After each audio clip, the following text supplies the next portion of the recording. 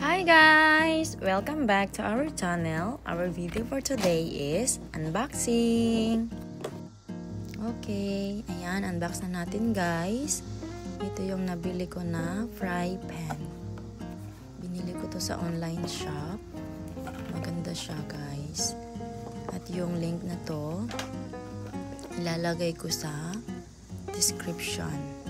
So, pakicheck na lang po doon. Ayan. Ito yung pinaka-handle niya. Ayan guys, papakita ko sa inyo. Ipupush mo lang siya. Ayan. Ayan, may kasama pang manual. Ayan. Okay. Pakita ko na sa inyo guys. Bali, dalawa siya. Isang malaki, tapos isang maliit na fry pan. Ayan, ito yung maliit. Yung small na fry pan. Ayan, maganda siya guys. Tsaka ito kahit mahal, pang matagalan na siyang gagamitin. Ayan, makikita nyo guys, ang ganda diba? Makapal siya, tapos medyo mabigat. Ayan, pakita ko sa inyo kung paano ikabit yung handle, ilagay yung handle. Ayan. Ayan, ganyan siya guys. And then, ipupush mo siya. Ayan. Ganyan. Ganyan lang siya kadali guys. Pwede rin siya sa induction. Ayan guys. Ganyan siya pag nilagay yung handle. Diba? Ang ganda. Okay, tanggalin natin yung handle. Ipupush lang yung magkabilang button na nasa gilid. Ayan.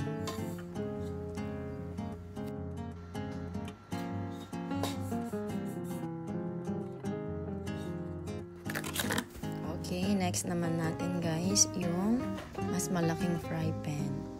Ayan, pakita ko rin sa inyo. Ito, mas malaki to kaysa dun sa isa kanina. Guys.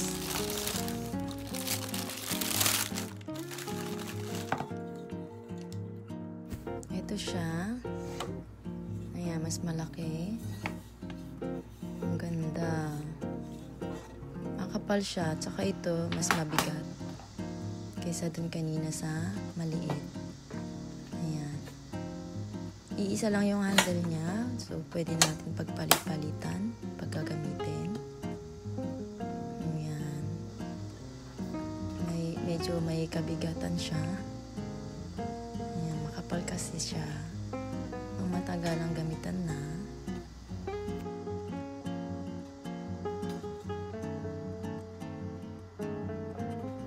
Ayan guys, kung makikita nyo yung pinakalikod ng fry pan, stainless steel.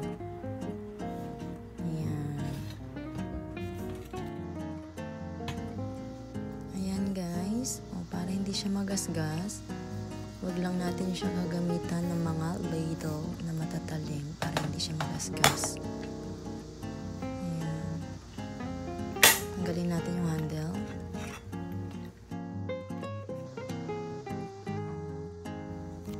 Ayan guys, ito yung set na fry pan.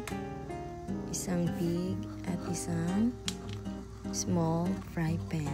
Tapos kasama yung itong handle. Ayan.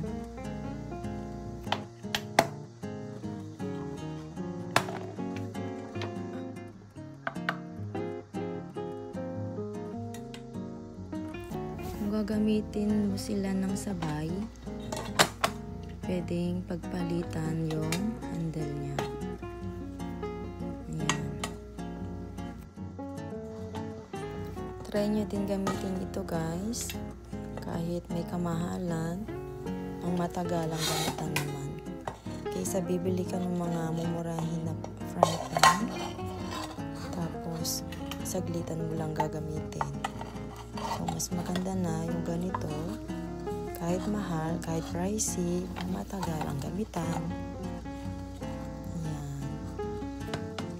At saka guys, pwede rin siya sa oven.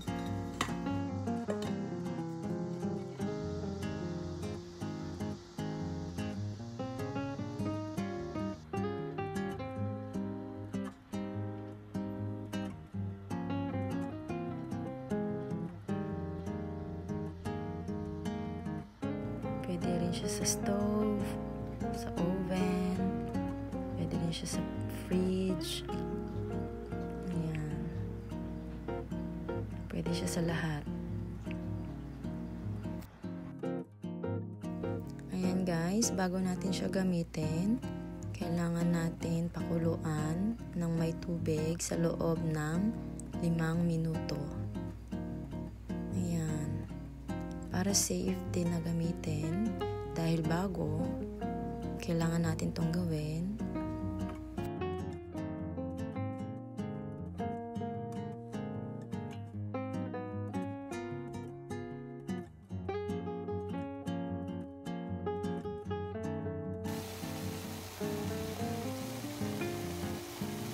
Okay guys, that's the end of our video for today.